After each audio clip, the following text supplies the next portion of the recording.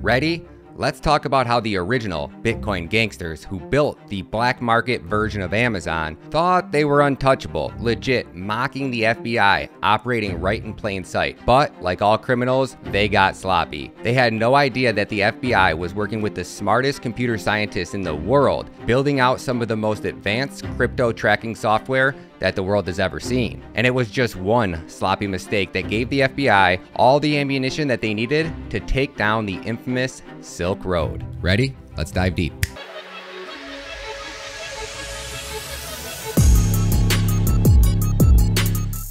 In today's video, we're going to cover this article published on science.org by author John Bohannon. Bitcoin, the internet currency, beloved by computer scientists, libertarians, and criminals, is no longer invulnerable. As recently as 3 years ago, it seemed that anybody could buy or sell anything with Bitcoin and never be tracked, let alone busted if they broke the law. It's totally anonymous, said one computer scientist on a Bitcoin forum back in June of 2013. The FBI doesn't stand a prayer's chance in finding out who is who. Well, the FBI and law enforcement agencies beg to differ. Ross Ulbricht, the 31-year-old American who created the Silk Road, a Bitcoin market facilitating the sale of over $1 billion in illegal drugs, was sentenced to life in prison in February of 2015. In March, the assets of 28-year-old Czech national Thomas Durkowski were seized. He's suspected of laundering over $40 million in stolen Bitcoin. And then, two more fell in September of 2015. 33-year-old American Trendon Shavers pled guilty to running a $150 million Ponzi scheme. This was also the first Bitcoin security fraud case. The next to fall was 30-year-old Frenchman Mark Karpels. He was arrested and charged with fraud in the embezzlement of $390 million from the historic Mt. Gox exchange hack. The majority of Bitcoin users are law-abiding citizens motivated by privacy concerns or just curiosity. But Bitcoin's anonymity is also a powerful tool for financing crime. The virtual money keeps shady transactions secret, and the paradox of cryptocurrency is that it's associated with data that creates a forensic trail that can suddenly make your entire financial history public information. Academic researchers help create the encryption and the software systems that make Bitcoin possible. Many are now helping law enforcement nab criminals. These experts operate in new fields at the crossroads of computer science, economics, and forensics. Meiklejohn went on to say that when Bitcoin first emerged, law enforcement officers were panicking. They thought that these technologies would be dangerous because it was going to make it harder for them to do their job. But as the arrests and the convictions have rolled in, there's a steady shift that's seeing cryptocurrency as a tool for prosecuting crimes. Even in the strange new world of Bitcoin, FBI Assistant General Counsel Brent Nye said in September 2015, investigators can follow the money. What remains hidden are the true identities of the Bitcoin owner. Instead of submitting their names, users create code that serves as their digital signature on the blockchain. And before we keep going, could you guys do me a favor and hit that like and hit that subscribe button? And if you guys stick around to the end of the video, I'm gonna share with you my 3 favorite Twitter detective accounts, and one of those accounts just helped federal investigators expose the alleged insider trading that was taking place at Coinbase. As of today, Bitcoin's market capitalization is $434 billion.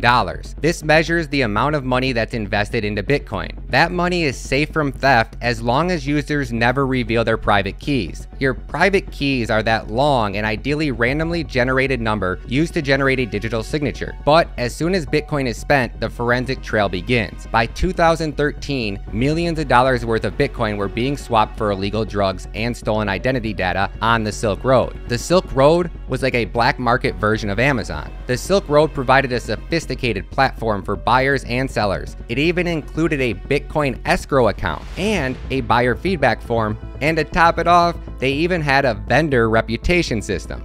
And the crazy part about the Silk Road, most of the merchandise was sent straight through the mail. The buyers would then send their mailing address to the seller using an encrypted messaging service. And to top it all off, the Silk Road provided helpful tips, such as how to vacuum package drugs. Investigators quietly collected every shard of data from the Silk Road. Everything from images to text describing drug products to the Bitcoin transactions that appear on the blockchain. Ultimately, investigators needed to tie this string of evidence to one crucial missing piece of data: the Internet Protocol, aka the IP address of the computers used by the buyers and sellers. And this is where I think the FBI and federal prosecutors are going to nail some of the shadiest people in the crypto space. If there was any payments made from a shady IP address that connects to your IP address, you might be in some trouble. The challenge is that the Bitcoin network is designed to blur the correspondence between transactions and IP addresses. All Bitcoin users are connected in a peer-to-peer network over the internet. The data will flow between computers just like you gossip in a crowd, spreading quickly and redundantly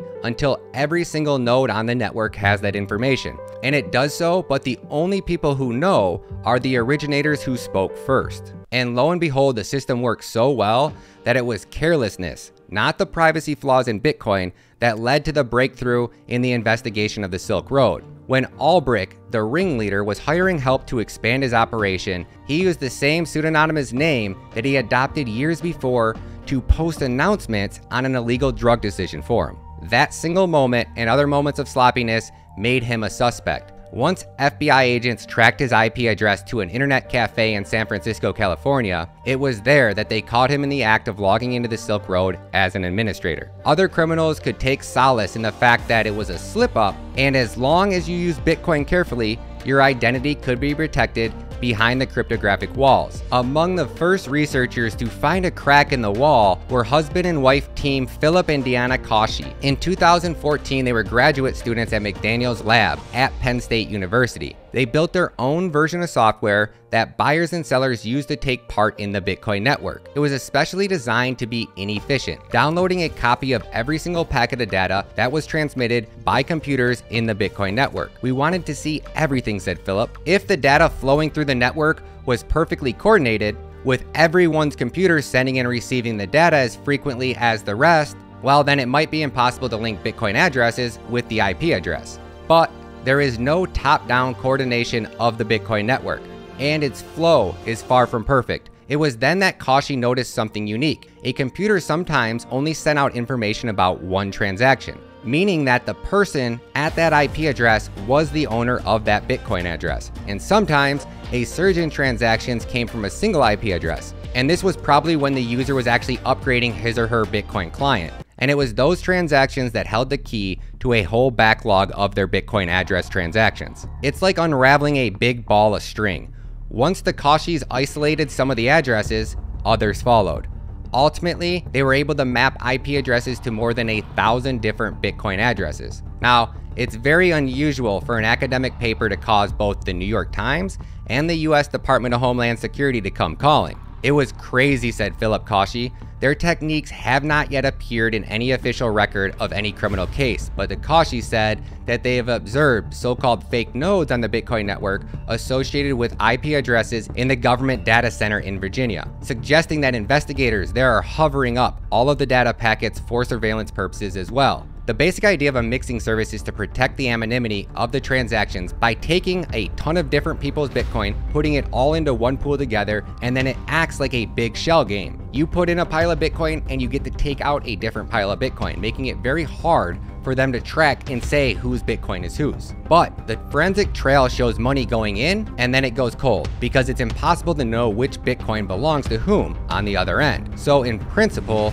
this is a solution to Bitcoin's anonymity problem, said Meiklejohn. But that didn't stop the FBI from taking down the Bitcoin Foundation Vice Chairman, Charlie Shrem. And he is seen here on the right side of this image. And this photo was taken of Charlie as he was leaving the Manhattan Federal Courthouse in New York in January of 2014. Charlie was later sentenced to 2 years in prison for money laundering on the Silk Road. Now, even the best Bitcoin mixing services, they all have weaknesses that forensic investigators can exploit. Soon after the Silk Road shut down, someone with administrative access to a new emerging black market walked away with 90,000 Bitcoin from a user escrow account. The thief tried to use a mixing service to launder the money, but wasn't patient enough to hide his tracks. According to Meiklejohn, the thief tried to use this mixing service to launder money, but they weren't patient enough to hide their tracks. It's very difficult to push large amounts of Bitcoin through any mixing service secretly. It's extremely noticeable no matter how you do it. Furthermore, Thomas Jakovsky, the man under investigation by Czech police, is suspected to be the thief in question. The beauty of Bitcoin from a detective's point of view is the fact that the blockchain records all. If you catch a dealer with drugs and cash on the street, well, you've caught them committing one crime, said Meiklejohn. But if you catch people using something like the Silk Road, You've literally uncovered their entire criminal history. She says it's like discovering their personal black book. And it's that exact scenario that is playing out right now. On the 20th of January of 2016, 10 men were arrested in the Netherlands as part of an internal raid that targeted an illegal online drug market. The men were caught converting their Bitcoin into euros in bank accounts using commercial Bitcoin services. And then they were withdrawing millions of cash from ATM machines all around the world. The trail of Bitcoin addresses allegedly linked the money to illegal online drug sales that were tracked by the FBI and Interpol. In this technology game of cat and mouse, the next move may go to the criminals for a short period of time, but even the best criminals end up making mistakes that eventually lead to their downfall. Now let's talk about my 3 favorite Twitter accounts that are doing amazing work to help keep people safe in the cryptocurrency space. So Twitter account number 1, Kobe. You've done an amazing job, my friend. 718,000 followers doesn't do your page justice. I can't wait till you hit that 1 million mark. Kobe played a monumental role in helping US authorities uncover and expose the alleged insider trading that was taking place at Coinbase. Twitter account number 2, Zach XBT. I'm gonna thank you in every single video. Zach considers himself an on-chain sleuth, rug pull survivor turned 2D detective. We appreciate you, Zach. Keep fighting the good fight, buddy. And last but not least, 2X Whiskey. She's the one who actually taught me how to use the Wayback Time Machine to back up evidence and data. That way, when we see influencers promoting Ponzi schemes and rug pulls, we have the ability to reference back to that data, even if they delete it from their Twitter accounts. Hey you, are you interested in learning more about how to investigate rug pulls, how to do background research in developers, or how to read GitHub so you can prevent yourself from buying into these rug pulls and Ponzi schemes? Do me a favor, come join us live on my second YouTube channel.